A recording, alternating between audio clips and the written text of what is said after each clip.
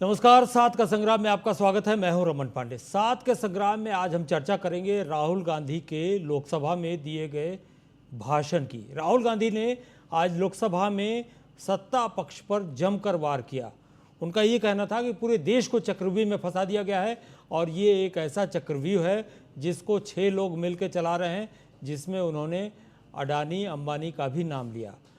उनका ये कहना था कि जिस तरह 6 लोगों ने मिल के अभिमन्यु को घेर कर मारा था, उसी तरह ये 6 लोग देश की अर्थव्यवस्था की रीढ़ को तोड़ रहे हैं और पूरे देश को इस चक्रव्यूह में फंसा रहे हैं। साथ ही साथ उनका ये भी कहना था कि नीट की परीक्षा के बारे में उनको उम्मीद थी कि निर्मला सीतारमण जी कुछ बोलेंगी, लेकिन उन्होंने एक शब्द भी नहीं कहा। उनका ये भी कहना था कि मिडिल क्लास धीरे धीरे कांग्रेस की तरफ आकृष्ट हो रहा है, कांग्रेस की तरफ आ रहा है। साथ ही साथ उनका ये भी कहना था कि किसानों को भी इसी तरह के चक्रव्यूह में फंसाया गया। उनको एमएसपी की लीगल गारंटी न देना चक्रव्यूह में फंसाने जैसा काम है। तमाम बातें कही राहुल गांधी ने, उसी पर डिबेट है आज की। अगले 1 घंटे तक इसी बात पर चर्चा करेंगे, मेहमानों को आमंत्रित करेंगे, उनसे उनकी राय जानने की कोशिश करेंगे। लेकिन उससे पहले आपको राहुल गांधी का संसद में दिया गया वो बयान सुनवाते हैं। कुरुक्षेत्र में एक युवा को, अभिमन्यु को, 6 लोगों ने चक्रव्यूह में मारा था। 6 चक्रव्यूह में फंसाकर मारा था। सर, चक्रव्यूह के अंदर डर होता है, हिंसा होती है। मैंने चक्रव्यूह के बारे में थोड़ी रिसर्च की और पता लगा कि चक्रव्यूह का एक दूसरा नाम होता है पद्मव्यूह, मतलब लोटस फॉर्मेशन। तो जो चक्रव्यूह होता है स्पीकर सर, वो लोटस के शेप में होता है, कमल के फूल के शेप में होता है। 21वीं सदी में सर एक नया चक्रव्यूह तैयार हुआ है स्पीकर सर, वो भी लोटस की शेप में है सर, और उसका चिन्ह प्रधानमंत्री जी अपनी छाती पर लगा के चलते हैं। सर, जो अभिमन्यु के साथ किया गया था, जो अभिमन्यु को चक्रव्यूह में फंसाया गया था, वही हिंदुस्तान के साथ किया गया है। हिंदुस्तान के युवाओं के साथ, हिंदुस्तान के किसानों के साथ, हमारी माताओं बहनों के साथ, स्मॉल बिजनेसेस के साथ। सर, अभिमन्यु को 6 लोगों ने मारा था।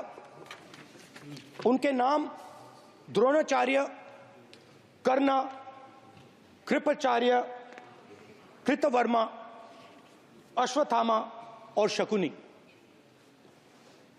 सर, आज भी चक्रव्यूह के बीच में 6 लोग हैं। सर, चक्रव्यूह के बिल्कुल सेंटर में, चक्रव्यूह में हजारों लोग होते हैं सर, मगर उसके बिल्कुल सेंटर में 6 लोग कंट्रोल करते हैं। तो जैसे उस टाइम 6 लोग कंट्रोल करते थे, वैसे आज भी 6 लोग कंट्रोल कर रहे हैं। चक्रव्यूह को नरेंद्र मोदी जी, अमित शाह जी, मोहन भगवत जी, अजीत दोवल जी, अंबानी और अडानी जी कंट्रोल कर रहे हैं। चक्रव्यूह को पद्मव्यूह भी कहा जाता है सर। जो पद्मव्यूह वाले हैं, इनको गलतफहमी है। ये सोचते हैं कि देश के युवा, देश के पिछड़े लोग अभिमन्यु हैं। देश के पिछड़े लोग अभिमन्यु नहीं है, अर्जुन है। पहला काम इस चक्रव्यूह ने क्या किया? जो हिंदुस्तान को रोजगार देते हैं, स्मॉल एंड मीडियम बिजनेसेस हैं, जो करोड़ों युवाओं को रोजगार देते थे, उन पर इस चक्रव्यूह ने आक्रमण किया। कैसे किया? नोटबंदी, जीएसटी और टैक्स टेररिज्म। आप लोग आतंकवाद की बात करते हो। पूरे देश में अगर कोई भी व्यक्ति छोटा बिजनेस चलाता है तो रात को उसको फोन कॉल आता है इनकम टैक्स डिपार्टमेंट से, जीएसटी से, और टैक्स टेररिज्म का वो शिकार बनता है। इस टैक्स टेररिज्म को रोकने के लिए बजट में आपने कुछ नहीं किया है। तो टैक्स टेररिज्म के कारण, और ये जो आपकी नीतियां हैं, जो आपने कोविड के समय बड़े बिजनेसेस की मदद की और जो स्मॉल एंड मीडियम बिजनेसेस थे उनको खत्म किया, उसके कारण आज हिंदुस्तान के युवाओं को रोजगार नहीं मिल सकता है। पहली बार सेना के जवानों को आपने अग्निवीर के चक्रव्यूह में फंसाया। सही बात। इस बजट में अग्निवीरों के पेंशन के लिए 1 रुपया नहीं है। आप अपने आप को देशभक्त कहते हो, मगर जब अग्निवीरों की मदद करने की बात आती है, जवानों को पैसा देने की बात आती है, तो बजट में आपको 1 रुपया नहीं दिखाई देता। उनकी पेंशन के लिए 1 रुपया आपने नहीं दिया। तो उनको आपने अग्निवीर के चक्रव्यूह में फंसाया। बजट में आपने इंटर्नशिप प्रोग्राम की बात करी, और यह शायद एक मजाक है, क्योंकि आपने कहा कि ये इंटर्नशिप प्रोग्राम सिर्फ हिंदुस्तान की 500 सबसे बड़ी कंपनियों में होगा, और 99% जो हमारे युवा हैं उनको इस इंटर्नशिप प्रोग्राम से कुछ लेना देना नहीं, कोई फायदा नहीं होने वाला है। तो आपने पहले टांग तोड़ दी और उसके ऊपर आप बैंडेड लगाने की कोशिश कर रहे हैं। मेन मुद्दा आज युवाओं का एग्जाम पेपर लीक है।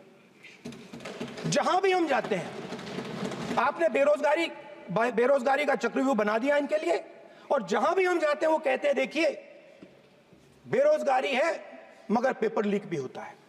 तो आपने एक साइड पेपर लीक चक्रव्यूह, दूसरी साइड बेरोजगारी चक्रव्यूह।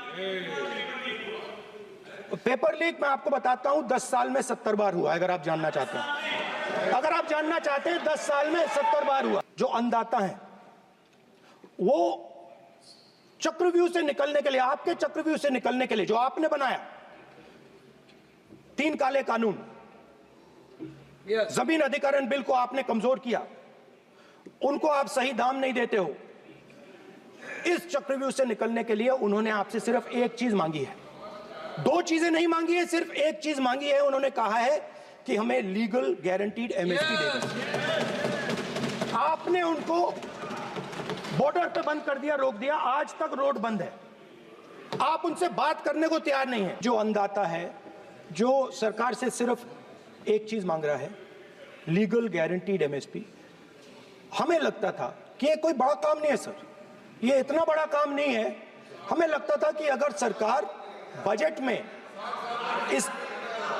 में इसका प्रोविजन कर देती, अगर बजट में इसका प्रोविजन कर देती, तो जो हमारे किसान हैं जो चक्रव्यूह में, आपके चक्रव्यूह में फंसे हैं, वो निकल पाते। सर मिडिल क्लास जो है वो शायद इस बजट से पहले प्रधानमंत्री को सपोर्ट करता था। जब प्रधानमंत्री ने कोविड के समय उनसे थाली बजवाई थी, तो उन्होंने दबाकर थाली बजाई, धड़ धड़ धड़ धड़ धड़, थाली बजा बजाई। हमें अजीब लगा, मगर प्रधानमंत्री ने मिडिल क्लास को ऑर्डर दिया तो मिडिल क्लास ने थाली बजाई। उसके बाद प्रधानमंत्री ने उसी मिडिल क्लास से कहा मोबाइल फोन की लाइट जलाओ, और मोबाइल फोन की लाइट जली। मिडिल क्लास ने, पूरे हिंदुस्तान में मिडिल क्लास ने मोबाइल फोन की लाइट जला दी। अब इस बजट में आपने उसी मिडिल क्लास के एक छुरा पीठ में मारा, दूसरा छुरा छाती में, एक इधर मारा और एक इधर मारा। इंडेक्सेशन जो आपने कैंसिल की वो पीठ में छुरा था, और जो कैपिटल गेन्स टैक्स आपने बढ़ाया वो छाती में छुरा। हिंदू धर्म में चक्रव्यूह का ऑपोजिट क्या होता है जानते हो आप चेयर को एड्रेस। मैं बताता हूं सर। शिव की बारात होती है सर, शिव की बारात में कोई भी आ सकता है, किसी भी धर्म का कोई भी व्यक्ति आ सकता है, बारात में आ सकता है, नाच सकता है, गा सकता है, अपना सपना देख सकता है। तो ये लड़ाई शिव की बारात और चक्रव्यूह के बीच में है। चक्रव्यूह शिव की बारात को हरा ही नहीं सकता है। आप अपने इतिहास को देखिए, आप अपने आप को हिंदू कहते हो, आप हिंदू कहते हो, आप हिंदू धर्म को समझते नहीं हो। तो राहुल गांधी का कहना है कि देश को चक्रव्यूह में फंसाया गया, एमएसएमई के लिए कुछ नहीं किया, और साथ ही साथ एमएसपी की गारंटी जिसके लिए किसान लंबे अरसे से मांग कर रहे थे, इस बजट सेशन में उनके लिए कुछ नहीं किया गया। 500 कंपनीज में जो इंटर्नशिप देने की योजना है वो 99% छात्रों के लिए बेकार की बात है, ऐसा कहना है राहुल गांधी का। हमारे साथ तमाम मेहमान जुड़ चुके हैं, आपसे परिचय करा दें, उनसे चर्चा करेंगे। नवीन दुबे राजनीतिक विश्लेषक हमारे साथ जुड़ चुके हैं, आपका बहुत बहुत स्वागत है नवीन जी। आशीष कोटडिया कांग्रेस प्रवक्ता हमारे साथ जुड़ चुके हैं, आपका भी बहुत बहुत स्वागत है। और अनिल गोयल नेता बीजेपी हमारे साथ जुड़ चुके हैं। आपका भी बहुत बहुत स्वागत है। सबसे पहला सवाल अनिल गोयल जी, आपसे जानना चाहेंगे, राहुल गांधी का आज जो चक्रव्यूह वाला बयान था उस पर आपका क्या रिएक्शन है? रमन जी, राहुल गांधी का जो भी पूरा स्टेटमेंट है, वो कभी पूरब को भागते हैं, कभी पश्चिम को भागते हैं, कभी उत्तर को भागते हैं, कभी दक्षिण को भागते हैं। दिशाहीन, मर्यादाहीन और निश्चित तौर पर जो संसद की मर्यादाएं हैं उनको तोड़ करके अनगढ़ आरोप लगाने के अलावा कोई बोल नहीं। यानी कहीं इस तरीके से जिम्मेदार विपक्ष के नेता के नाते, इंडी गठबंधन के नेता के नाते इनको अपनी बात पॉइंट टू पॉइंट रख करके इस डिबेट को अच्छी तरीके से करना चाहिए। वो किसी भी बात को देश के हित में नहीं सोचा, किसी सब एक मजाक के पात्र में कह करके इन्होंने अपनी बातों को कहा है और अपनी बातों का ही इनका आपस में विरोधाभास है। अब ये कहते हैं कोई भी मस्जिद जा सकता है, क्या मक्का में जो इनका मक्का है, मक्का मस्जिद, क्या कोई भी हिंदू जा सकता है वहां पर? यानी गुमराह करने, या ये जो भी बातें कही है सब गुमराह करने वाली बात कही है। देश की जनता को गुमराह करना, देश के नौजवानों को गुमराह करना, देश की महिलाओं को गुमराह करना, सिर्फ गुमराह करने के अलावा कुछ काम नहीं करा। परंपराएं तोड़ने के अलावा कोई काम नहीं करा। इन्होंने किसी भी चीज के अंदर कोई सुझाव जिसे देना है कि भाई इस चीज का ये सुझाव होता है, ये बजट के अंदर हम इसको ऐसे करते तो ये ठीक हो सकता था, वो कहीं तक ही कहीं नहीं आया। ये जरूर आया है कि इनकी बातों पर माननीय संसद महोदय या तो हंसे हैं या माथे पर हाथ रखा है। यानी कुल मिलाकर के जो जिम्मेदारी वाली बात नहीं है, गैर जिम्मेदार वाली सारे बयान राहुल गांधी जी के रहे। अब जैसे इन्होंने कहा था कि 73% दलित लोग हैं देश के अंदर, उसमें इन्होंने दलित हो गए, आदिवासी हो गए, ओबीसी हो गया, और हलवा 20 लोग थे, 2 लोग थे, फोटो में कहीं नहीं थे। ये क्या चर्चा की गरिमा है? और मैं इसी गरिमा के साथ मैं इनसे पूछना चाहता हूँ कि इनकी जहाँ सरकारें हैं वहां पर क्या 73% लोगों को इन्होंने नौकरी दे रखी है? 73% लोग जो इनके ओबीसी समाज के, बाकी समाज के पदों पर बैठे हुए हैं, क्या इनके संगठन के अंदर 73% लोग जिनकी बात कह रहे हैं उन सब में पदों के अंदर जिम्मेदारी स्वीकार कर रहे हैं? क्या इन्होंने उनको जिम्मेदारी दे रखी है? क्या वो काम कर रहे हैं? आप सिर्फ बात बना करके, वातावरण खराब करके कोई उदाहरण पेश नहीं कर रहे। आप उदाहरण करें कि हमारे संगठन के अंदर 73% जो है वो ओबीसी समाज के, आदिवासी समाज के, दलित समाज के लोग हैं। आप करें जहां पर हमारी सरकार है वहां पर 73% लोगों को हमने एडजस्टमेंट कराया, चाहे मंत्री बनाए हैं, चाहे मुख्यमंत्री बनाए हैं, चाहे सांसद बनाए हैं, चाहे चेयरमैन बनाए हैं। आप करें ना, लेकिन सिर्फ कहना, या जहां पर इनकी सरकारें हैं वहां 73% लोगों को सरकारी नौकरियां दी हैं, लेकिन सिर्फ आपको कहना, वातावरण खराब करना, वस्तु स्थिति को नहीं समझना, तो इस तरीके से देश कभी नहीं चलता। देश चलता है, सही मायनों में देश जब चलता है तो सारी एक एक चीज को प्रैक्टिकल करने के बाद में चलने का विषय है। आप सिर्फ आरोप लगाकर एक चीज नहीं छोड़ सकते। विपक्षी नेता आपको सुझाव भी देना पड़ेगा। विपक्षी नेता आपको जहां पर आपकी सरकार है वहां करके भी दिखाना पड़ेगा। जहां पर आपकी सरकार है वहां पर तुम करते नहीं हो, सुझाव को ठीक तरीके से देते नहीं हो, संसद की गरिमा की अवहेलना करते हो। और यहाँ तक भी कि इनके गठबंधन के लोग जब राहुल गांधी जी बोलते हैं तो राहुल गांधी जी बोलने के ऊपर ही इन्हीं के सदन के लोग जो हैं पॉइंट ऑफ ऑर्डर उठाते हैं। इन्हें यही नहीं पता पॉइंट ऑफ ऑर्डर कब उठाना, कब नहीं उठाना चाहिए। ये अडानी अंबानी की बात करते हैं और अडानी अंबानी की गोद में बैठते हैं। राजस्थान में अडानी अंबानी सेविंग करते हैं, इनके मुख्यमंत्री होते हैं, ये बहुत बढ़िया होते हैं। अडानी अंबानी इनके घर पर आते हैं, चाय पीते हैं, खाना खाते हैं, बहुत बढ़िया होते हैं।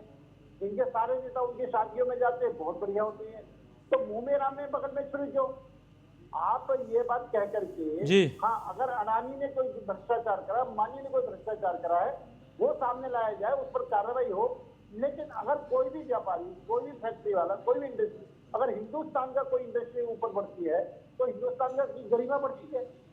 लेकिन आप उसके ऊपर, हाँ, अगर वो कोई गलत तरीके से कमा रहा है, गलत तरीके से काम कर रहा है, तो सरकारी धन का दुरुपयोग हो रहा है, तो इस पर आप लोगों को चर्चा करनी चाहिए, आप लोगों को बहस करनी चाहिए, आप लोगों को तथ्य प्रस्तुत करनी चाहिए। बिल्कुल ठीक बात है, बिल्कुल ठीक बात है। अनिल गोयल जी, आप हमारे साथ बने रहें। आशीष कोटडिया, कांग्रेस प्रवक्ता, हमारे साथ जुड़े हुए हैं। बीजेपी नेता का कहना है कि राहुल गांधी का जो भाषण था संसद में वो गैर जिम्मेदाराना था और संसद की गरिमा के अनुकूल नहीं था। आपका रिएक्शन? अनिल गोयल जी को एक चीज दिखाना चाहता हूँ आपके स्क्रीन टीवी पर, जो आप देख पा रहे होंगे कि चक्रव्यूह और OBC SC ST, Rahul Gandhi ji ने आज अपने संसद के भाषण में चक्रव्यूह की बात की। जिस तरीके से महाभारत के युद्ध में किस प्रकार से चक्रव्यूह के माध्यम से कौरवों ने अभिमन्यु की हत्या की थी, उसी प्रकार से यह भारतीय जनता पार्टी देश के किसान, एससी, एसटी, दलित, आदिवासी और बहुजन समाज के साथ भेदभाव करने का कार्य कर रही है।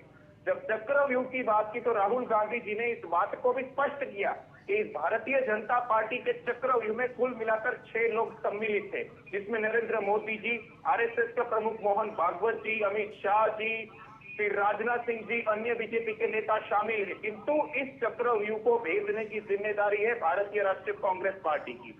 कांग्रेस पार्टी वह पार्टी है जो भारतीय जनता पार्टी के द्वारा निर्मित इस चक्रव्यूह को भेदकर देश के किसानों की, देश के दलितों की, देश के आदिवासियों की, देश के अल्पसंख्यक समुदायों की, देश के युवाओं की और देश के महिलाओं की रक्षा करेंगे।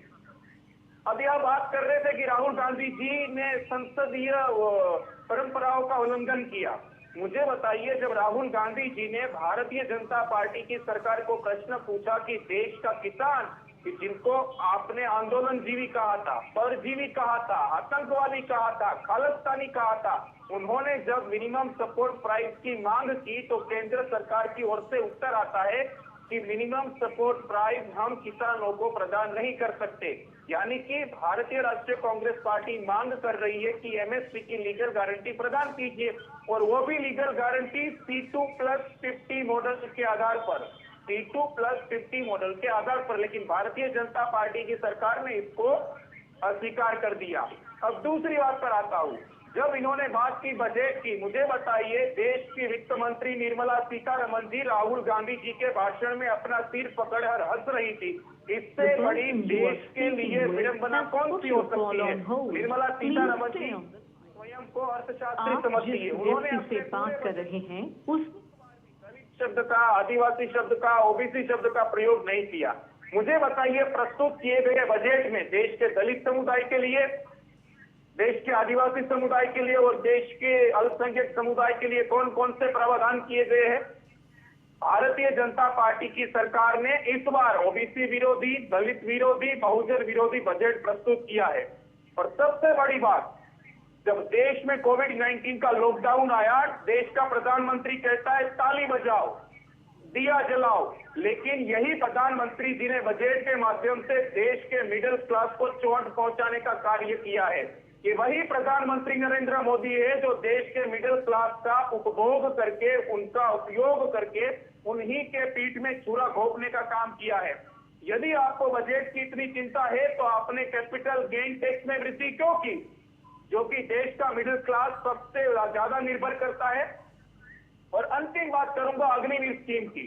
जब आप देश के रक्षा मंत्री जी राजनाथ सिंह जी स्वयं संसद में बयान देते हैं कि शहीद परिवारों के खाते में 1 करोड़ रुपए की राशि जमा कर दी गई है, किंतु जब राहुल गांधी जी उन्हीं शहीद परिवारों के साथ वार्तालाप करते तो मालूम पड़ता है कि वह राशि इंश्योरेंस की है। इंश्योरेंस और कंपनसेशन में अंतर होता है। देश के प्रधानमंत्री मोदी को इस बात को समझना चाहिए। इसीलिए राहुल गांधी जी का आज का संसद में दिया गया भाषण पूरे देश में व्याप्त हो चुका है, क्योंकि मिडिल क्लास अब भारतीय राष्ट्रीय कांग्रेस पार्टी की ओर शिफ्ट हो रहा है और इस पूरे देश में मिडिल क्लास को जन्म देने का श्रेय भारतीय राष्ट्रीय कांग्रेस पार्टी को जाता है।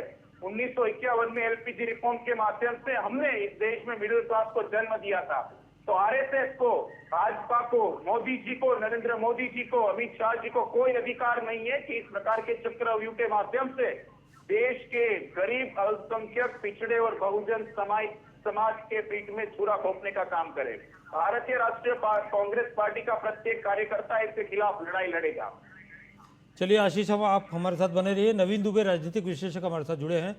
नवीन जी, आज का राहुल गांधी का भाषण तमाम बातों की तरफ इशारा करता है और जाहिर सी बात है, नीट का मुद्दा हो, एमएसएमई का मुद्दा हो, एमएसपी का मुद्दा हो, या फिर 500 कंपनीज में युवाओं की ट्रेनिंग का मुद्दा हो, या बजट में आम लोगों पर टैक्स बढ़ाने का मुद्दा हो, ये तमाम मुद्दे ऐसे हैं जिनका जनता से सरोकार है, आम लोगों से सरोकार है। लेकिन बीजेपी से जब बात की जाती है तो बीजेपी एकदम वन लाइन में राहुल गांधी के भाषण को हास्यास्पद या फिर गैर जिम्मेदाराना कह के खारिज कर देती है। समन जी, देखिए, दो तीन चीजें हैं। सबसे बड़ी चीज है कि 2014 का चुनाव जीतने के बाद भारतीय जनता पार्टी ने जिस तरीके का नैरेटिव सेट करने की कोशिश करी राहुल गांधी के खिलाफ। राहुल गांधी बहुत शिक्षित व्यक्ति हैं, ये स्वीकार करना पड़ेगा, पढ़े लिखे आदमी हैं, और वो जो बात बोल देते हैं इस देश में 6 महीने बाद घटित हो रही है। कोविड के टाइम पे जब राहुल गांधी ने ये कहा कि भाई आप फ्लाइट को कंट्रोल करिए, इंटरनेशनल फ्लाइट को रोकिए, नहीं माने, तब ये नमस्ते ट्रम्प चला रहे थे। क्या हुआ? इस देश के अंदर कोरोना विस्फोट हुआ, आउट ऑफ कंट्रोल स्थिति हो गई सरकार की, स्वीकार करना पड़ेगा। तो इसलिए आप ये कह रहे हैं कि अब आप भाजपा वाले हंसेंगे, हम चेहरे लटकाएंगे, इसके अलावा कुछ कर नहीं सकते ना, या विरोध करेंगे, 3 चीजें होती हैं। अब आप माथा पीटे हैं, आप कहेंगे साहब बेबुनियाद बात है, मैं कैसे मान लूं बेबुनियाद? अनिल गोयल जी, आप बता दीजिए कि आपने कैपिटल गेन लगा दिया, सबसे ज्यादा निवेश कौन करता है? मिडिल क्लास करता है, वो अपनी जीवन शैली को आगे बढ़ाना चाहता है। आपने कहा शॉर्ट टर्म पर 12.5% है, लॉन्ग टर्म पर 20% है, यानी 2 साल के अंदर अगर उसे कुछ मिल गया तो 12.5% आप ले जाओगे, और उसको 2 साल के बाद कुछ मिल गया तो आपने कहा सीधा 20% आप तो हिस्सेदारी ले लेंगे टैक्स के रूप में। अब दूसरी चीज बताइए, अगर उसको घाटा हो गया तो वो कहां जाएगा? कौन सी राहत सरकार दे रही है? क्या सरकार खुद एक एजेंट बन गई है? इस चीज से सरकार का क्या सरोकार है? कहां इन्वॉल्वमेंट सरकार की हो रही है? कोई सुरक्षा प्रदान कर रही है सरकार उन लोगों को, निवेशकों को, जिसके एवज में वो कैपिटल गेन ले रही? इसी तरीके से आपने प्रॉपर्टी में इंडेक्सिंग खत्म कर दी, गोल्ड के अंदर आपने कह दिया कि डिक्लेरेशन करी, उस पर भी आपने इस दायरे में ला दिया। भाई साहब, मिडिल क्लास को जिंदा रहने देंगे कि नहीं रहने देंगे आप? और यही बातें उठाई है राहुल गांधी ने सदन के अंदर। इसमें पक्ष और विपक्ष की बात नहीं है। सवाल ये है कि कम से कम उन्होंने ये जहमत उठाई है कि जो आम आदमी के विषय हैं वो सदन के पटल पर लाए जाएं। वो किसान का विषय लेके आए, वो युवाओं का विषय लेके आए, वो महिलाओं का विषय लेके आए, वो निवेशकों का विषय लाए, वो बैकवर्ड का विषय लाए, वो आदिवासियों का विषय लाए, दलितों का विषय लाए। ये बहुत अच्छी चीज है। मैं कहता हूँ कि इन चीजों में गलत क्या था? और उन्होंने जो चक्रव्यूह की व्याख्या करी, वास्तव में वो वक्तव्य सराहनीय है, और इस तरीके की स्थितियों से ये देश गुजर रहा है। मैं तो एक ही बात पूछता हूँ कि भाई अनिल जी, आप बताइए डेवलपमेंट की स्थिति क्या है? आपने इस बजट में कोई ऐसा प्रोविजन किया हो जिससे कौन सा वर्ग खुश हो रहा है, ये बता दीजिए। आपने कहा 500 कंपनियों में हम रोजगार देंगे, 5,000 रुपए महीने देंगे, बहुत अच्छी बात है। 5,000 रुपए महीने में क्या कर लेगा कि वो अपने गांव से शहर आ गया, या शहर में अगर कहीं रोजगार करने जाएगा, आपने उसे बम्बई मेट्रो में ही बुलाएंगे आप उसको, तो उसके रहने का खर्चा ही कम से कम 4,000 5,000 से नीचे तो उसको एक बिल्कुल कमरा नहीं मिलेगा जहाँ मजदूर रहते हैं। तो खाएगा क्या और आने जाने में कन्वेंस क्या खर्च करेगा? 5,000 रुपए में आप कितनी ट्रेनिंग उसको दे देंगे? और ये कंपनियां कौन सी होंगी? इनके चयन का आधार क्या होगा? या क्या केवल अडानी और अंबानी ग्रुप की कंपनियां रहेंगी, उन्हीं में आप इनको एकोमोडेट करेंगे और उसके बाद इनको निकाल के बाहर कर देंगे? फिर कहेंगे साहब हमने तो इतने स्किल्ड वर्कर सड़क पे छोड़ दिए, अब इनको संभालिए। छोटी कंपनियां संभाले और रोजगार आपने देने की जुगाड़ आपने की नहीं है। छोटी इंडस्ट्री को आप बढ़ावा देने की कोई प्रोविजन बजट में दिखाई नहीं दिया है। आप एमएसएमई का गीत गा रहे हैं, लेकिन एमएसएमई के लिए कितनी स्कीमें किस राज्य में आपने छोटे प्लॉटों की दी उद्योग के लिए? बता दीजिए।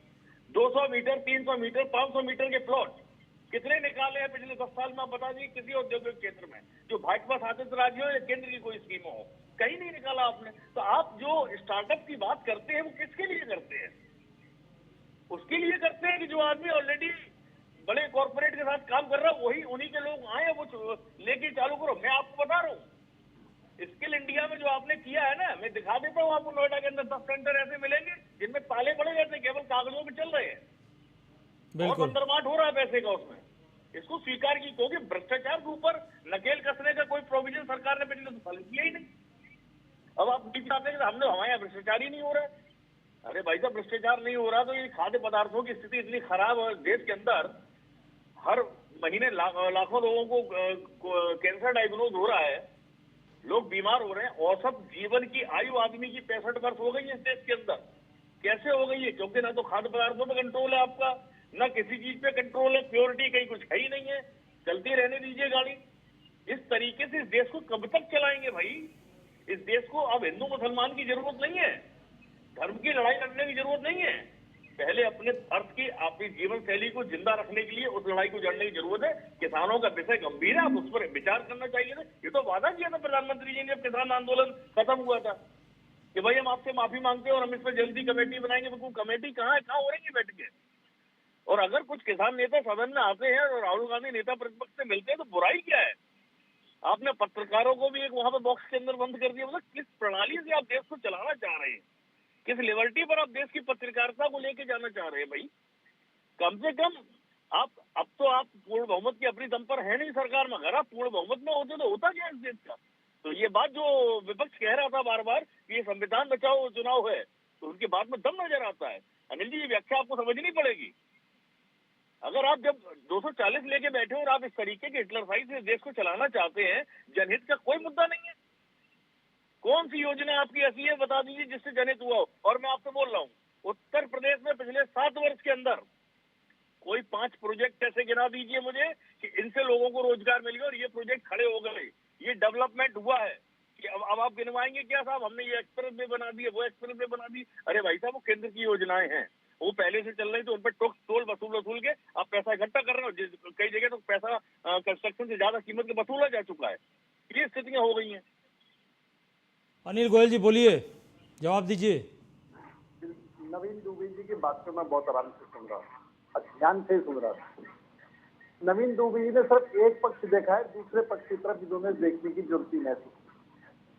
राजनीतिक विश्लेषक होने के नाते उनको निश्चित तौर पर जहां सत्ता पक्ष में उनको कमी दिखाई दे रही है, इनको दमदार तरीके से हमें आंखें खोलने का काम करना चाहिए। लेकिन नहीं, विपक्षी तरफ से भी जो गलतियां हो रही हैं वहां भी इनको उनकी तरफ भी आंखें खोलने का काम करना।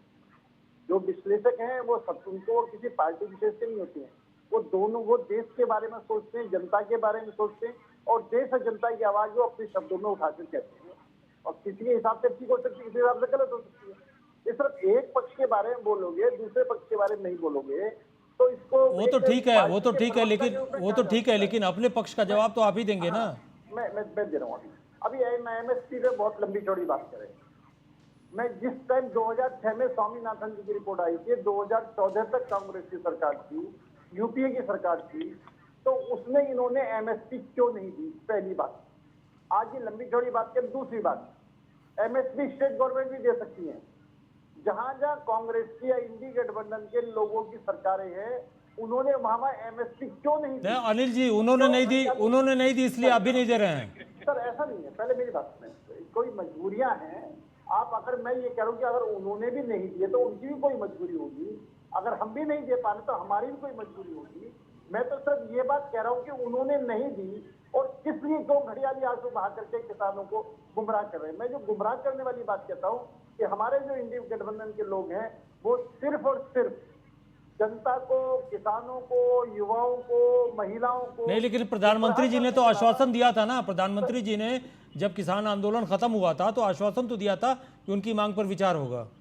नहीं, उसके लिए हम आज भी किसानों की आय अधिक बढ़े, आज भी किसानों को किसान सम्मान निधि पहुंचे। अरे कितना हो जाता है किसान सम्मान निधि से? सुनिए, किसान सम्मान निधि से जितने आप पैसे देते हैं उससे ज्यादा फार्म इक्विपमेंट में आप जीएसटी लगा के वसूल ले रहे हैं। कुदाल, फावड़े और ट्रैक्टर के जो इक्विपमेंट हैं, जो सिंचाई के इक्विपमेंट है, उस पर जीएसटी 28% तक है। इसमें रमन जी देखो, सवाल क्या है, जो टैक्सेस सिस्टम है वो यूपीए सरकार से टैक्स सिस्टम चला है। हमने तो टैक्सों पर जीएसटी ला करके समान टैक्स करके टैक्स को घटाने का प्रयास जैसे किया। किसानों के फार्म इक्विपमेंट पे क्यों लगाते हैं टैक्स आप? दूसरी बात और मैं आपको बताना चाहता हूँ, हमारे नवीन दुबे को ये दिखाई नहीं दिया कि दिल्ली के अंदर महिलाओं की बात करते हैं। दिल्ली के स्वाति मालीवाल महिला आयोग की चेयरमैन, माननीय राज्यसभा सांसद और मुख्यमंत्री के निवास के ऊपर उसके साथ जो व्यवहार होता है वो भाई हमारे नवीन दुबे जी को या हमारे इंडी गठबंधन के लोगों को दिखाई नहीं देता। इंडी गठबंधन हाल ही कल दिल्ली के अंदर एक व्यक्ति पानी में करंट लगने की वजह से मौत होती है। 3 व्यक्ति बेसमेंट के अंदर जो यूपीसीए कैसे की तैयारी करने वाले छात्र कि दर्दनाक हत्या आप होती है, डिबेट को दर्दनाक मारे दूसरी जाते तरफ हैं। ले जा रहे हैं, आप नहीं, डिबेट को मैं ये दूसरी नहीं- तरफ ले जा रहे हैं। रमन आप जी, मैं अपनी डिबेट बातों को को- जवाब दीजिए ना। रमन जी, मैं डिबेट को दूसरी तरफ नहीं ले जा रहा। मैं ये कह रहा हूँ कि जब जो अव्यवस्थाएं हैं वो किसी भी तरफ से हो, उन सब अव्यवस्थाओं पर चर्चा होनी चाहिए और उन व्यवस्थाओं पर ध्यान देना चाहिए। आप सिर्फ महिलाओं की बात करेंगे तो महिलाओं के साथ अन्याय हो रहा है, वो मैं आपको बता रहा हूँ। अव्यवस्थाओं की बात करेंगे तो अव्यवस्थाएं जो हो रही है, मैं उसके बारे में मैं आपको चर्चा कर रहा हूँ। तो निश्चित तौर पर आज के दिन जो अच्छे से अच्छा बजट हम दे सकते थे, जो बढ़िया से बढ़िया हर व्यक्ति के, हर क्षेत्र के, हर समुदाय के लोगों को, हर तरह के लोगों को उसको लाभ देना, हर तरीके से बजट को बढ़िया से बढ़िया करना। आज बजट जो है देश को विकास की तरफ ले जा रहा है। आज बजट जो है सारे लोगों को ध्यान में रखते हुए बजट को बनाया गया है।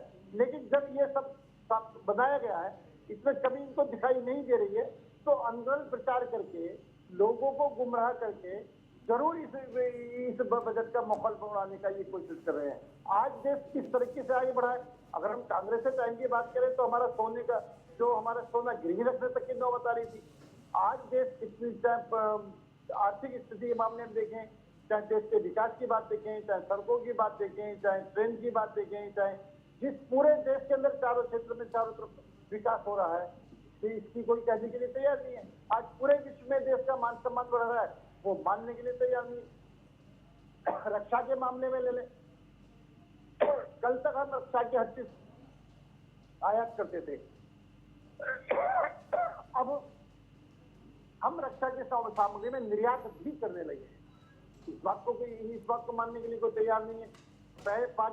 पहले हमारे पूरे हिंदुस्तान के अंदर जगह जगह पर बम हो सकते हैं, आतंकवादी अटैक होते थे, कर्फ्यू लगते थे। आज हम आतंकवादी उनके घर में जाकर के मार रहे हैं। 2 महीने में अनिल गोयल जी, 2 महीने में 14 आतंकवादी हमले हुए हैं।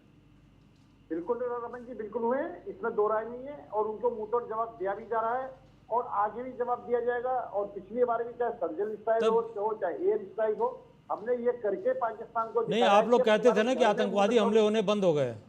नहीं, कम हो गए हैं। पहले तो आप हर गली गली में ये था कि कोई भी सूटकेस में बम हो सकता है, खिलौने में बम हो सकता है, हाथ ना लगाएं। इतनी स्थिति दिल्ली तक आ गई थी। पहले हम जो मतलब जम्मू जे में सेनाओं पर पथराव होता था।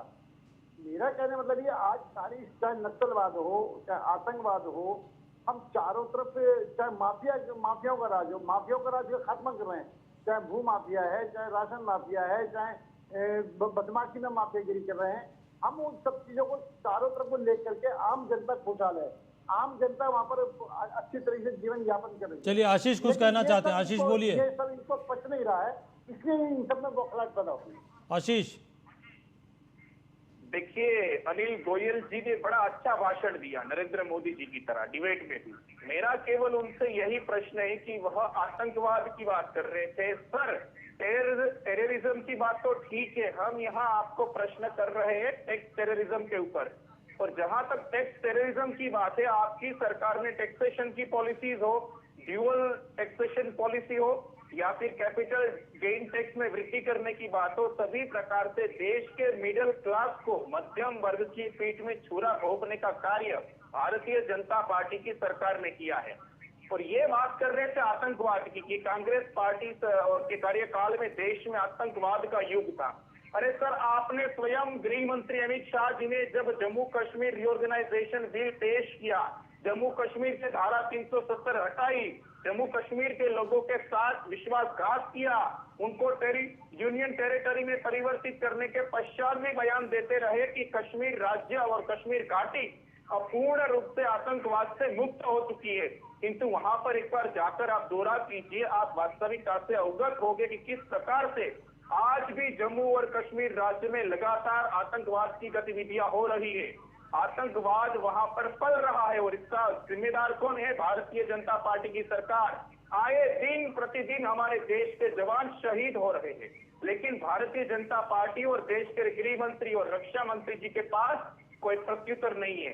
तो यह इंगित करता है कि भारतीय जनता पार्टी की सरकार किस प्रकार से देश के राष्ट्रवाद की बात हो, देश के रक्षा क्षेत्र की बात हो, देश के वित्त क्षेत्र की बात हो, देश के सामाजिक क्षेत्र की बात हो, राजनीतिक क्षेत्र की बात हो, सभी क्षेत्रों में यह सरकार विफल रही है। इसीलिए हमारे नेता आदरणीय श्री राहुल गांधी जी ने सरकार के द्वारा प्रस्तुत किए गए इस बजट को चक्रव्यूह बजट कहा है कि 6 लोग इस चक्रव्यूह में शामिल है और इसी चक्रव्यूह में यह 6 लोग षड्यंत्र रचते हैं और देश के 140 करोड़ लोगों के साथ विश्वासघात करने का कार्य करते हैं। इतने दिनों में इतने सारे बयान कांग्रेस पार्टी ने दिए, पी चिदम्बरम जी ने सवाल उठाए, लेकिन देश की वित्त मंत्री निर्मला सीतारमण जी ने क्यों प्रत्युत्तर नहीं दिया?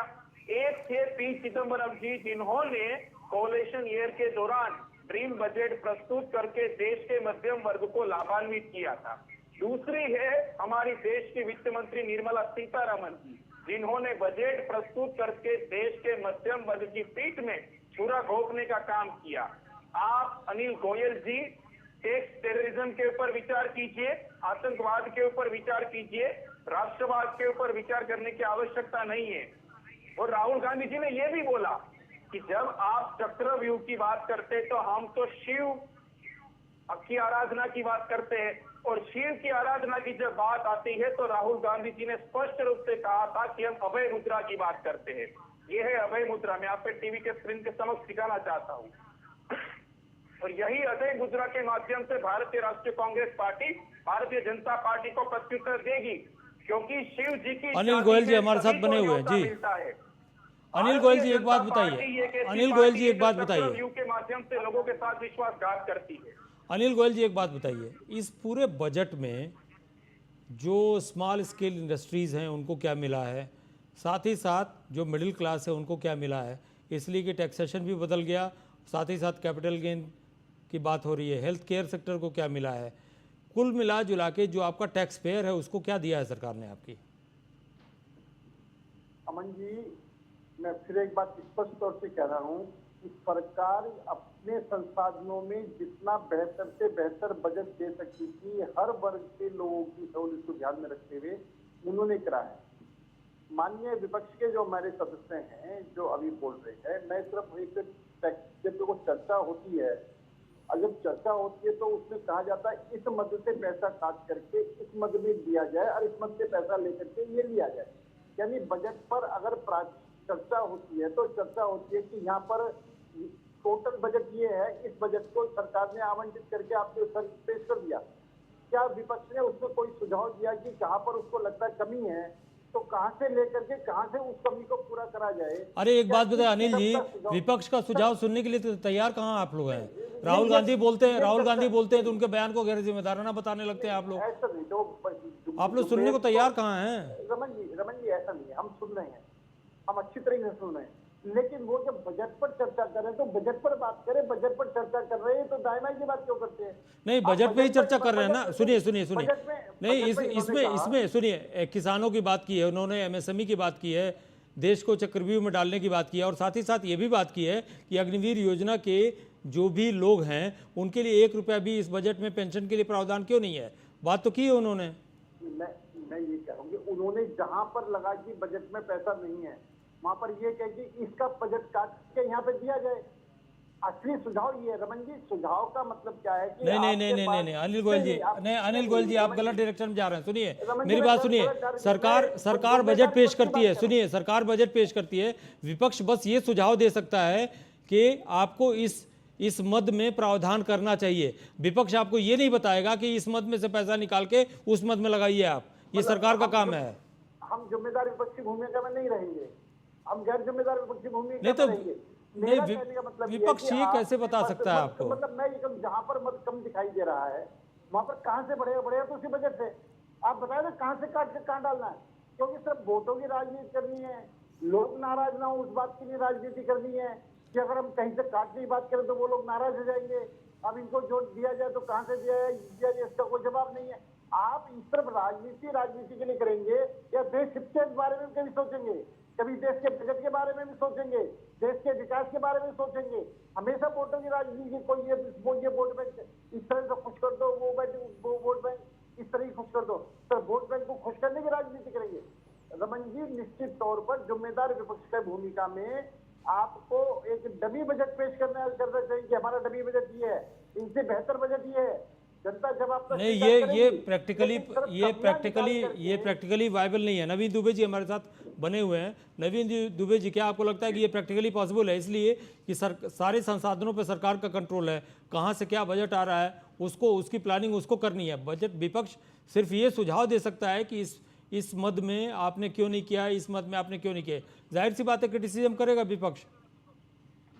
समन जी देखिए, निश्चित तौर पर सबसे बड़ी चीज ये सरकार ये कहती है कि हम पार्टी विद ए डिफरेंस हैं और हम नए तरीके से चीजें लाते हैं। अनिल जी, आप मेरे इस प्रस्ताव से सहमत होंगे कि सरकार को ये करना चाहिए था कि जब आप बजट बनाते हैं 4 महीने 5 महीने पहले या चुनाव के तत्काल बाद आप राज्यों को चिट्ठी भेजते, नीति आयोग की जिम्मेदारी लगाते कि आप एक एक राज्य के मुख्यमंत्री को बुलाइए, उनसे पूछिए उनकी जरूरतें क्या हैं, उनको किस चीज के लिए कितना पैसा चाहिए एक साल को चलाने के लिए, उनकी रिक्वायरमेंट लीजिए, उसका फंड लीजिए और उसका ब्लूप्रिंट लीजिए कि आप इसको कैसे कैसे खर्च करेंगे और रिजल्ट कितना आएगा, इसके अचीवमेंट कितने रखेंगे। ये होता है तरीका डेवलपमेंट करने का। आपने क्या किया, पहले आपने बजट बना लिया बिना किसी चर्चा की। और सबसे बड़ी चीज, आपकी सरकार को चलाने के लिए जो 2 बैसाखियां हैं उनमें आपने सोना चांदी हीरे जवाहरात ये जड़वा दिए और आपने उन्हीं 2 राज्यों को भरपूर पैसा बांट दिया क्योंकि आपकी सरकार की बैसाखी कमजोर ना हो, पहली चीज। दूसरी चीज आती है जो आप कह रहे थे कि अपराध नियंत्रण की बात और हमने क्राइम कंट्रोल किया है। मैं आपको बता दूं, आप 1977 और 90 से लेके और 80 के दौर तक चले जाइए। उस समय उत्तर प्रदेश में कांग्रेस की सरकार हुआ करती थी और सर्वाधिक क्षेत्र जो था, मैं जिस क्षेत्र से इटावा से आता हूं, 10 प्रभावित क्षेत्र था, वो पूरी बेल्ट। 10 उन्मूलन किसने किया? आए दिन दहाड़े पकड़ हुआ करती थी उस दौर में कांग्रेस की सरकार में। तो जिस समय जैसा बदमाश या माफिया रहा उसका समापन किया गया है। निश्चित तौर पर आपने निर्भय गुजर मारा गया तो समाजवादी पार्टी की सरकार में मारा गया, बड़ा डकैत था। तो इसी तरीके से आपकी सरकार है तो जो आपने माफिया थे उनका उन्मूलन किया, काबिले तारीफ है, मैं उसकी प्रशंसा करता हूँ और योगी जी की सरकार को साधुवाद देता हूँ। लेकिन ये जो पिक एंड चूज है बुलडोजर चलाने में और कानून व्यवस्था कंट्रोल करने में, इसको लेके काफी नाराजगी है। अभी हाल ही में योगेश उपाध्याय की हत्या हो जाती है हाथरस के अंदर। अभी ऋतिक पांडे की हत्या हो गई, पुलिस कस्टडी में बच्चे को मार दिया गया। 4 हत्याएं हाल में हुई हैं, कोई कार्रवाई नहीं हो रही है। क्यों साहब? क्योंकि इसलिए कि मुख्यमंत्री की जाति के लोग हैं अपराधी, इसलिए आप कार्रवाई नहीं करेंगे। ये कौन सा मापदंड है भाई साहब? इसको समझना पड़ेगा आदरणीय अनिल जी। तीसरी चीज मैं बताता हूं कि जो बजट पे हम लोग बात कर रहे थे, पहले इसकी समीक्षा होनी चाहिए थी। अब आपने क्या किया, बाद में आप जब बजट एलोकेशन करते हो तो अब नीति आयोग की बैठक में कोई मुख्यमंत्री क्यों आएगा, किस लिए आएगा बताइए, उसका औचित्य क्या है? और आपने सारे मुख्यमंत्री एक साथ बुला लिए, एक दिन में आपकी बैठक होनी है 4 घंटे 5 घंटे की, कौन प्रेजेंटेशन कितना दे पाएगा और क्या वो चर्चा करेगा? भाई आप तो पहले ही फैसला लेके पैसा बांट चुके ना। ये काम आपको पहले करना चाहिए था। नीति आयोग को एक्सपेंड करने की जरूरत है। अर्जुन पनगड़िया जैसे लोग, जो सबसे पहले गठन हुआ है 2015 में, तो अर्जुन पनगड़िया जैसे महान अर्थशास्त्री इसके वाइस चेयरमैन रहे हैं, उन्होंने इसको चलाया लेकिन नहीं संतुष्ट हुए, इस्तीफा दे गए। राजीव कुमार आए, उन्होंने भी अपना कार्यकाल पूरा करने से पहले इस्तीफा दे दिया। तो इस तरीके की जो चीजें हो रही है, उसके बाद थोड़े समय अमिताभ कांत जी रहे, उनके बाद में अभी आपके के सुमन जी हैं, सुमन बेरी जी। तो कितने लोग अभी आपको 2015 9 साल के अंदर 4 आपने उपाध्यक्ष चेंज कर दिए। एक्सपेंड करने का काम नहीं किया। अरे भाई, अगर नीति आयोग योजनाएं बना रहा है तो या तो उसके साथ एक अटैच डिपार्टमेंट दीजिए जो मॉनिटरिंग करे। इस देश का पैसा खर्च होता रहेगा, बजट एलोकेशन होते रहेंगे और धरातल पर उतर रहा नहीं है, वो कहीं दिखाई नहीं दे रहा है। तो आम जनता की टैक्स का पैसा, ये आपकी पार्टी का पैसा नहीं है, ये भारत की सरकार के थ्रू खर्च होने वाला पैसा है, लेकिन पैसा जनता का है। तो कहीं ना कहीं आपकी जिम्मेदारी बनती है कि सतही बजट बनाइए जो धरातल पर उतरे। इस बजट में तो कहीं कुछ ऐसा था ही नहीं। मैं तो आप ही से कह रहा हूँ, आप 2-3 फायदे गिनवा दीजिए मिडिल क्लास के, गरीब वर्ग के, दलित वर्ग तो कोई होता नहीं है, गरीब वर्ग होता है, गरीब में सब आ जाते हैं, सारी जातियां सब समाहित है। मेहनत कश जो हो गए, जो रोजगार है, मजदूर है, किसान है, छोटी जोत के किसान है, इनको क्या लाभ मिला आपके बजट से? एक कोई 2 पॉइंट बता दें सब ये लाभ मिला, मैं मान लूंगा। बोलिए अनिल जी। मैं सिर्फ अभी ये मुख्यमंत्री नीति आयोग की बात कह रहे हैं। ठीक है, नवीन जी का सुझाव अच्छा सुझाव है, मैं इसमें सुझाव में दो राय नहीं है कि पहले बुला लेते अच्छा रहता। बाद में बुलाया, लेकिन बुला करके बहिष्कार करना, बुला करके उल्लू बोल रहा। आप अगर कहीं पर बुलाया, मीटिंग बुलाई गई है, मुख्यमंत्री वहां पर बैठे हैं, अपना पक्ष सुनने के लिए बैठे हैं, आप वहां पर अपनी बात रख नहीं रहे हो, आप मीटिंग को बहिष्कार करो। आप जब एक तरफ कहते हो कि जहां पर जो मुख्यमंत्री दूसरी स्टेटों के, दूसरी पार्टी के मुख्यमंत्री, उनको वहां अपनी बात रखना, अपने अधिकारों की बात रखना, अपने को फंड मांगना उनका अधिकार है, लेकिन आप बहिष्कार करके चले जाओ। आप किसी भी चीज को छेड़ करके और उसका जवाब सुने बिना उठ करके चल दो। ये इसको कैसे हम लोकतंत्र को मान्यता देंगे? इस बात को हम कैसे स्वीकार करेंगे? मैं नवीन जी का सुझाव मैं ठीक है कि मैं बिल्कुल इस सुझाव से सहमत हूँ कि किन परिस्थितियों में उन्हें पहले बुलाया, बाद में बुलाया, पहले बुलाना चाहिए, बाद में बुलाना चाहिए, वो एक चर्चा का विषय हो सकता है। लेकिन अगर जब भी बुलाया है, अपनी बात तो रखनी चाहिए। आप अपनी बात रखोगे नहीं यार, सिर्फ विरोध के लिए विरोध करके बाहर निकल जाओगे, ये कहां की बात है? और अभी आप आतंकवाद की बात कर रहे थे, जम्मू कश्मीर की बात कर रहे, जेल की बात कर रहे। लाल चौक पर कांग्रेस के टाइम में तिरंगा झंडा नहीं फहराया जा सकता था। आज लाल चौक पर आम आदमी जाकर वहां पर तिरंगा झंडा फहरा सकता है। ये देश, ये गर्व की बात नहीं है देश के लिए। तो इसलिए मेरा कहने का तात्पर्य यह है कि हम कमियां बहुत जल्दी निकाल देते हैं। हम बजाय उस कमियों को निकालने के लिए जो देश में अच्छा हो रहा है, आप देश में 10 कमी बताएं, आपका सुझाव अच्छा लगेगा, जनता भी स्वीकार करेगी कि भाई माननीय विपक्ष जो है, इंडी गठबंधन के लोग, लेकिन आप कोई अच्छी बात को ना कहें, विरोधी करें। दूसरा, बिहार के बारे में बात करी इन्होंने अभी। आप मुझे आंध्र के बारे में, जिस स्टेट की अभी तक राजधानी नहीं है, क्या उस स्टेट में राजधानी नहीं बननी चाहिए? और जबकि नियम है कि उस राजधानी बनाने के लिए सेंट्रल को पैसा देना पड़ेगा। लेकिन आप जो है, अगर वहां राजधानी बनाने के लिए सेंट्रल ने पैसा दिया है, तो आप इसको दूसरे स्वरूप में देखने लगे। बिहार के लिए ही इनके लोग कहते हैं बिहार को कुछ नहीं मिला, झुंझुना दे दिया। इंडी गठबंधन के लोग भी बिहार को झुंझुना कहने की बात करते हैं, और इंडी गठबंधन के लोग ही कहते हैं 2 स्टेटों में दिया, बाकी स्टेटों नहीं दिया। भाई ये विरोधाभास तो इंडी गठबंधन के लोगों के बीच में ही है। कम से कम ये तय करें कि बिहार को कुछ नहीं दिया या बिहार को बहुत कुछ दे दिया। एक कह रहे कुछ नहीं दिया, एक कह रहे बहुत कुछ दे दिया। अब जिस तरीके से एक इंडी गठबंधन के लोग, कुछ लोग गठबंधन के लोग वो हैं जो सनातन धर्म को गलगाली देते हैं, मलेरिया कहते हैं, बिच्छू कहते हैं, बीमारी कहते हैं, और वही इंडी गठबंधन कुछ लोग हैं जो सनातन धर्म को मानते हैं। सनातन धर्म को मतलब तस्वीरें पेश करके लोकसभा विधानसभा लोकसभा में ले जाते हैं। मेरा कहने वाला ये जो विरोधाभास इंडी गठबंधन के अंदर ही है, इंडी गठबंधन का विरोधाभास। चलिए, आशीष कुछ कहना चाहते हैं। आशीष,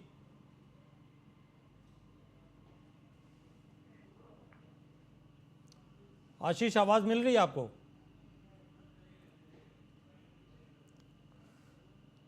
आशीष की आवाज़ नहीं मिल पा रही है। नवीन जी से रिएक्शन लेते हैं। नवीन जी, वक्त की कमी है, लास्ट रिएक्शन आपसे लेते हैं।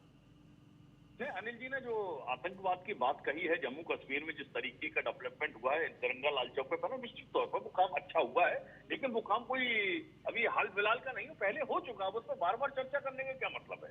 चर्चा इस बात की होनी चाहिए कि देखिए ऐसा है, जिस तरीके से आपने कहा कि आंध्र प्रदेश के पास अपनी राजधानी नहीं है, झारखंड भी नया राज्य बना था, झारखंड भी बहुत अभी अविकसित है।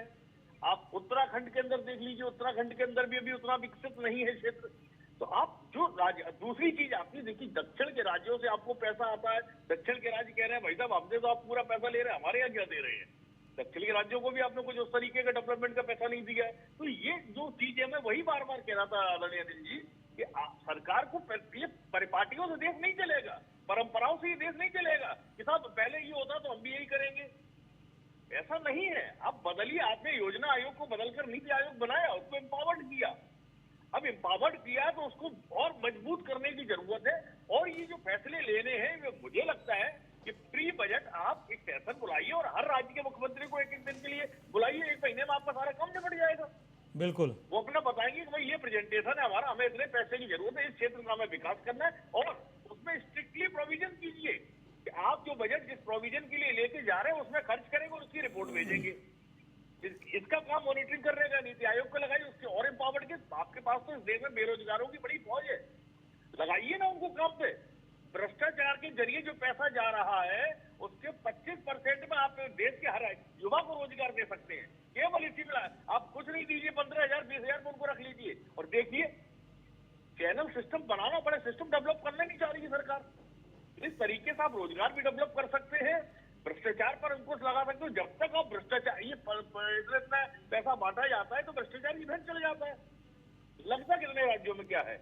उत्तर प्रदेश में आप बता दीजिए 7 साल के अंदर कौन सी एक बिल्डिंग ऐसी बनी है? राज्य सरकार को तमाम बजट मिले हैं, कितने लैपटॉप बांट दिए, कितने टैब बांट दिए हैं, कौन सा डेवलपमेंट हो गया उत्तर प्रदेश में? अनिल जी, नहीं हुआ, स्वीकार करना पड़ेगा आपको।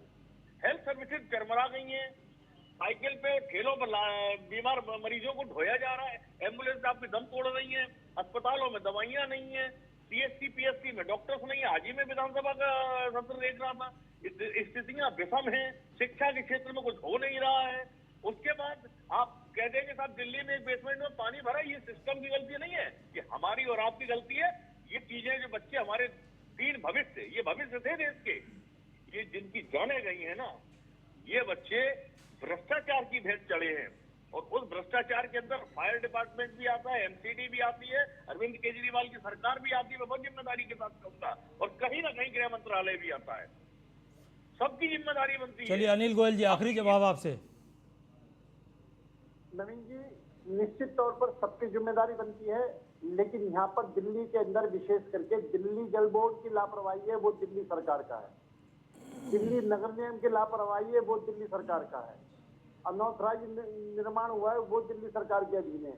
यहाँ पर टोटल सिस्टम दिल्ली सरकार का है, जिसकी वजह से वहाँ पर 3 अच्छा अनिल गोयल जी, कुछ अनिल गोयल जी, हम जो है अनिल गोयल जी, कुछ साल पहले शाहबेरी में, जो कि नोएडा में आता है, नोएडा के आसपास में एक आता है, नोएडा एक्सटेंशन में, ठीक है, वो उत्तर प्रदेश के अंदर आता है, वहाँ पे एक इमारत गिरी थी, उसमें कई लोग मर गए थे। आपको बता रहा हूँ, आप तो यहीं अगर यहाँ आसपास के रहने वाले हों या कहीं के रहने वाले हों, आप नोएडा के आसपास जाके देखिए कितनी इलीगल कंस्ट्रक्शंस आज भी हो रहे हैं, आज भी हो रहे हैं। वहाँ तो आप ही की सरकार है। ये बात हो रही है भ्रष्टाचार की, किसी सरकार की बात नहीं हो रही है। जब तक भ्रष्टाचार खत्म नहीं होगा तब तक सरकारें ऐसी आती रहेंगी, जाती रहेंगी। रमन जी, बिल्कुल मैं यहीं का ही रहने वाला हूँ और सही मायनों में दिल्ली में रह रहा हूँ, नोएडा के पास ही है। और वैसे भी मैं पश्चिम उत्तर प्रदेश के रहने वाला हूँ, गजरौला गढ़गंगा आपने सुना होगा। मैं ये बिल्कुल मेहरार हमारे बीच के अंदर ही है। और ये बात, इसके अंदर दो राय नहीं है कि भ्रष्टाचार ही सारे जो हादसे होते हैं उसकी जड़ में ही भ्रष्टाचार है। और आज हम भ्रष्टाचार के खिलाफ ही हमारा जो मिशन है, नरेंद्र मोदी जी जो भ्रष्टाचार के खिलाफ ही लड़ाई लड़ रहे हैं। और जब भ्रष्टाचार के खिलाफ लड़ाई लड़ रहे हैं तो भ्रष्टाचारियों को ज्यादा बेचैनी हो रही है। चलिए आप सबका बहुत बहुत धन्यवाद। नवीन दुबे जी, आशीष कोटरिया और अनिल गोयल जी, आप सबका बहुत बहुत धन्यवाद। उम्मीद करते हैं हम लोग कि विपक्ष अपना सकारात्मक रोल निभाएगा और विपक्ष अगर कोई मुद्दा उठाता है, कोई बात उठाता है, तो उसकी बात को हल्के में नहीं लिया जाएगा, उसकी बात की खिल्ली नहीं उड़ाई जाएगी और उसकी बात को गैर जिम्मेदाराना नहीं बताया जाएगा। तभी इस देश का लोकतंत्र सही मायनों में कायम होगा। 7 का संग्राम में आज के लिए बस इतना ही। मुझे दीजिए इजाज़त। नमस्कार।